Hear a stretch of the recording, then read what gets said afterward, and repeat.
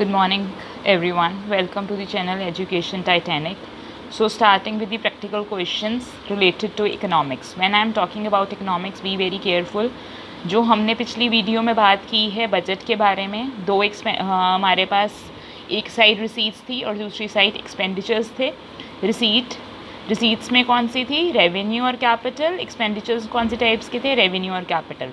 Similarly उसके basis पे हम कुछ क्वेश्चंस की बात करते हैं and you will answer me side by side. Corporate tax is the capital receipt? False. Corporate tax कौन सा होता है? Revenue receipt. मैंने स्टार्टिंग में ही बताया. Payment for the salaries of government employees is capital payment? No. आप रोज़ आपको payment करनी पड़ती है, so it is a revenue payment. Interest paid for government bonds. Government bonds के लिए इंटरेस्ट पे कर रहे हो, वो कैपिटल पेमेंट है? नहीं, रेवेन्यू पेमेंट है, रोज़ पे करनी पड़ेगी इसलिए. ठीक है. कैपिटल बजट की बात करें, वो करंट ईयर के रिसीट्स और पेमेंट से रिलेट करता है. फॉल्स. कैपिटल बजट तो पास्ट एंड करंट दोनों से रिलेट करता है ना, कैपिटल बजट जो होता है. एक्सपेंडिचर आप कर रहे हो रेलवे लाइन बनाने के लिए, कैपिटल एक्सपेंडिचर है? हाँ जी, कैपिटल एक्सपेंडिचर है, क्योंकि हमारे लिए क्या क्रिएट कर रहा है? ये एसेट क्रिएट कर रहा है. अब हमने बात करनी है रीपेमेंट ऑफ गवर्नमेंट लोन्स.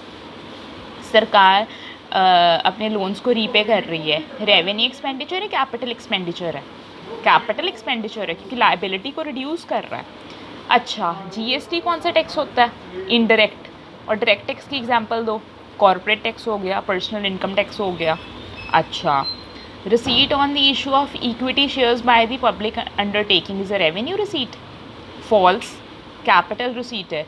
पहली बात, इक्विटी लॉन्ग टर्म के लिए है, उससे हिसाब लगा लो कि कैपिटल रिसीट है. सेकेंड थिंग, वो लायबिलिटी क्रिएट कर रहा है, that is why it is a capital receipt.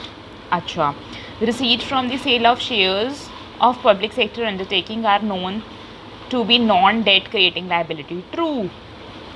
Receipt from sale of shares of public sector undertaking, सीधी सी बात है. उन्होंने क्या बात की? उन्होंने डिसइन्वेस्टमेंट की बात की है. सो डिसइन्वेस्टमेंट मैंने स्टार्टिंग में सबसे पहले बता दिया था कि डिसइन्वेस्टमेंट किसका पार्ट होती है? डिसइन्वेस्टमेंट किसका पार्ट होती है? नॉन डेट क्रिएटिंग लायबिलिटी का पार्ट होती है. So answer is true. और एक इसके अंदर आती है कैपिटल रिसीट के अंदर. All right, thank you so much. ये एक रिव्यू दे दिया है मैंने क्वेश्चंस के साथ. So from my side government budget is complete. Next video में हमने थोड़ी सी किसके बारे में बात करनी है? डेफिसिट के बारे में बात करेंगे इकोनॉमिक्स में. All right, thank you so much. Please do share, subscribe and like and comment to my channel. Thank you so much.